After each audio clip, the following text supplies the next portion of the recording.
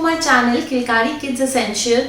आज मैं आपके साथ शेयर करूंगी एक बहुत common topic that is constipation in babies, toddlers and kids. तो इस वीडियो में हम डिस्कस करेंगे कि बच्चों को कॉन्स्टिपेशन क्यों होता है, why are kids get constipated and what are the symptoms of constipation. हम कब कह सकते हैं कि हमारे बच्चे को कॉन्स्टिपेशन है, and third, the home remedies for constipation, and most importantly, when is the time to go to the doctor when your child is constipated. Okay, so let's get started. हमारे सारे लेटेस्ट वीडियोस को देखने के लिए subscribe button को press करें और channel की नोटिफिकेशंस के लिए बेल आइकन को प्रेस करें। So the first point is that what is constipation, how we can say that our child is constipated. Okay, so ये depend करता है को बच्चा क्या किस एज में है। अगर बच्चा 0 to 6 months की एज में है तो आपको सबसे पहले डिफरेंशिएट करना सीखना पड़ेगा कि स्टूल बच्चा पास नहीं कर रहा 3 to 4 days और 4 to 5 days और इवन 7 days, आप उस चीज को कॉन्स्टिपेशन नहीं कह सकते। हर बच्चे का डाइजेस्टिव सिस्टम अलग होता है, अलग तरीके से बच्चे का डाइजेस्टिव सिस्टम होता है, तो उस वजह से वो रिस्पॉन्ड अलग तरीके से करता है। कुछ बच्चे होते हैं दिन में 3 बार स्टूल पास करते हैं, कुछ बच्चे दिन में 1 बार करते हैं, कुछ बच्चे 2-3 दिन में 1 बार करते हैं, तो हम उसको कॉन्स्टिपेशन नहीं कह सकते। जो 0 to 6 months के बच्चे होते हैं जो एक्सक्लूसिवली ब्रेस्ट फीडिंग पे हैं, they may even not pass the stool for even 7 days, so you don't have to worry. आप ब्रेस्ट फीडिंग और बच्चे को कराते रहिए because breast feeding is a natural laxative. तो अगर आपके बच्चे को आपको लग रहा है कि your child is constipated, then more frequently आप ब्रेस्ट फीडिंग बच्चे को कराइए। तो अब हम कह कब सकते हैं कि बच्चे को कॉन्स्टिपेशन है? If there is a problem in passing the stool very easily, तब हम उसको कहेंगे कि कॉन्स्टिपेशन है। अगर बच्चा इजीली स्टूल पास नहीं कर रहा है, बच्चे को पॉटी करने में प्रॉब्लम हो रही है, कोई पेन हो रहा है, बच्चा क्राई कर रहा है या अवॉइड कर रहा है पॉटी की सिचुएशन को, तब हम कह सकते हैं कि बच्चे को कॉन्स्टिपेशन है। तो अगर 6 months से ज़्यादा बच्चे की एज है और उसके बाद 3-4 दिन से ज़्यादा बच्चे को 3-4 दिन हो चुके हैं, पास हो चुके हैं 3-4 दिन और बच्चे को पॉटी नहीं आ रही है, तब आप बोल सकते हैं that your child may be constipated.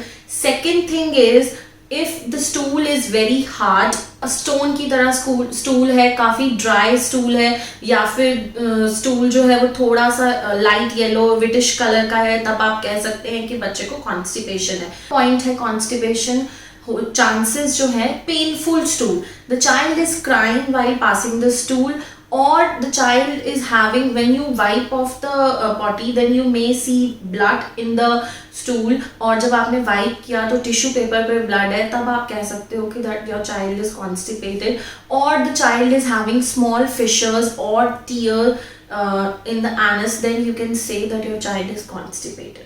Okay, so next thing is if you see that the stomach of your baby or your toddler is very hard और बहुत painful है, सॉफ्ट स्टमक नहीं है, अगर आप बच्चे के टमी पे टच कर रहे हो या एब्डोमिनल एरिया पे टच कर रहे हो तो बच्चे को पेन हो रहा है, then your child is having problem with the digestive tract.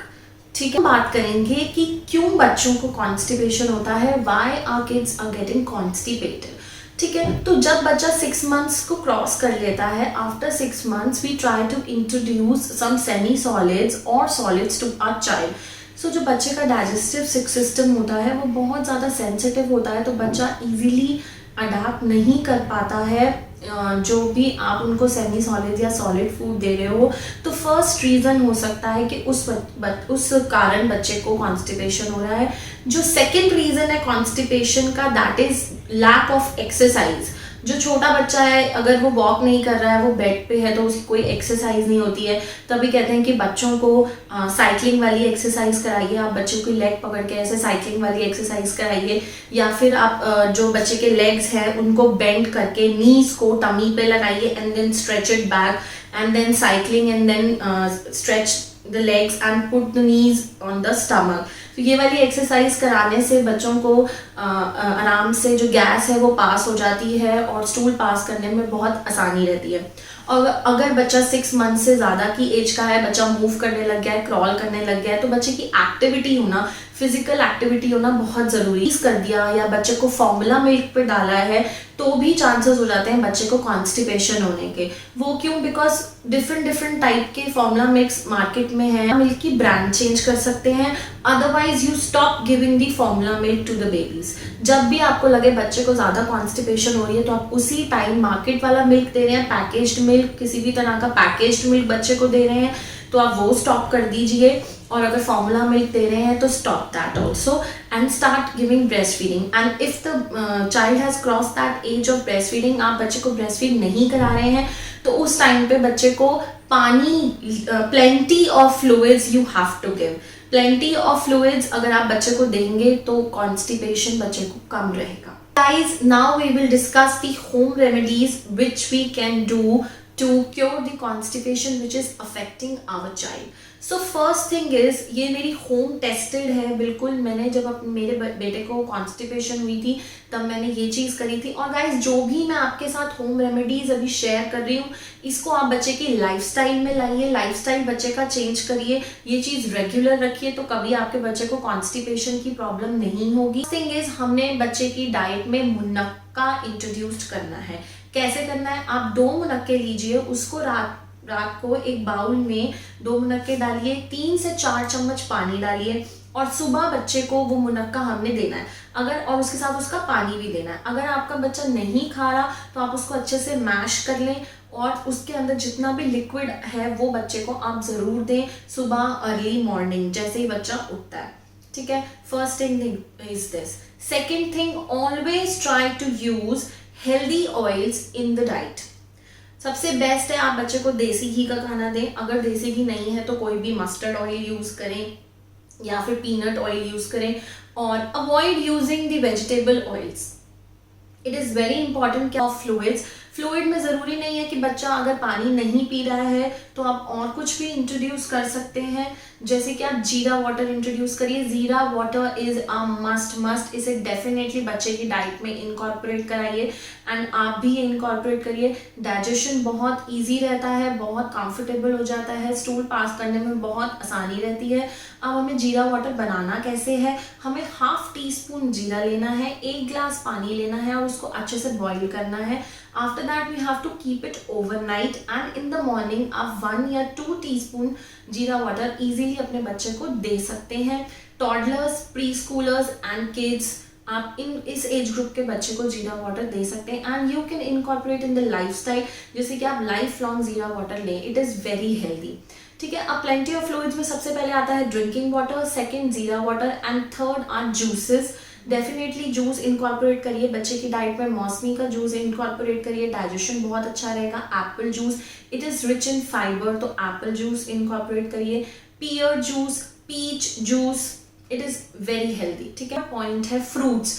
Fruit कौन से? The P fruits, plum, prunes, papaya and peach. These 4 fruits are very beneficial for constipated kids. So हम सबसे पहला तो आता है prunes. Prunes is best to relieve from constipation. ठीक है, प्रून्स आप या तो बच्चे को मैश करके दे सकते हैं, अदरवाइज इसको जूस बना के दे सकते हैं, आप जैसे चाहें। सेकेंडली पपाया, अगर बच्चा नहीं खा रहा है तो आप मैश करके प्यूरी फॉर्म में दीजिए। अगर वो भी नहीं ले रहा है तो आप पपाया शेक दीजिए। ठीक है, और जो 2 फ्रूट्स हैं जो हम डेली लाइफ में देखते हैं, that is apple and banana. Apple is fibre rich food, it will definitely help in reducing the constipation. ये मिथ है कि एप्पल और बनाना कॉन्स्टिपेशन कॉज करते हैं। No, they help to reduce और to cure the constipation, right. तो ये point हो गया हमारा। अब हमारा नेक्स्ट पॉइंट है fibre rich food. Fibre rich food में oatmeal is the best, then quinoa is very good in protein and fibres. मेरे चैनल पे आप बहुत सारी रेसिपीज देखेंगे जिसमें मैं ओट्स और किनोआ डेफिनेटली यूज करती हूँ। Then you can use barley and daliya, इनकी भी मैंने रेसिपीज अपने चैनल में डाली हुई हैं, आप देखिए। और होल ग्रेन व्हीट, ये आप यूज करें। कोशिश करिए कि मैदा टोटली अवॉइड करिए बच्चे की डाइट में। हमें कोई भी ऐसी चीज़ बच्चे को नहीं देनी है जिसमें मैदा होता है। Refined flour a big no no. Vegetables में हम कुकुम्बर ज़रूर देंगे बच्चे को, स्पिनिच देंगे, ज़रूर देना है स्पिनिच। इसी तरह का मिल्क होता है वो कॉन्स्टिपेशन कॉज करता है, कॉन्स्टिपेशन को क्योर नहीं करता है। अगर बच्चे को ऑलरेडी कॉन्स्टिपेशन है तो अवॉइड कीजिए बच्चे को मिल्क देना। ऐसा मैं नहीं कह रही हूँ कि मिल्क देने से कॉन्स्टिपेशन होती है। आई एम जस्ट सेइंग कि अगर बच्चे को कॉन्स्टिपेशन है तो उस दौरान बच्चे को मिल्क नहीं देना चाहिए, अदरवाइज कॉन्स्टिपेशन क्योर नहीं होती है और ज़्यादा इंक्रीज हो जाती है। ठीक है, और अगर बहुत नेसेसरी आपको देना ही पड़ रहा है तो try to give cow milk. कोशिश करिए कि बच्चे को जब आप मालिश कर रहे हैं या बच्चे को नहलाने लेके जा रहे हैं, बाथिंग के लिए लेके जा रहे हैं, तब टमी पे और द एब्डोमिनल एरिया ऐसे क्लॉकवाइज डायरेक्शन में बच्चे को मसाज करिए दोनों हाथों से, और ट्राई टू यूज देसी घी वाइल मसाजिंग, और थोड़ा सा ल्यूकवार्म कर लीजिए देसी घी को और फिर बच्चे की टमी पे ऐसे मसाज करिए। Next is water bath. हमेशा बच्चे को वार्म वाटर बाथ दीजिए ताकि जितना भी उसके अंदर ये जो डाइजेशन की इश्यूज होते हैं, बच्चे को थोड़ा सा रिलैक्स फील होता है और बहुत इजी रहेगा स्टूल पास करने में। Next is I will say हींग का पानी।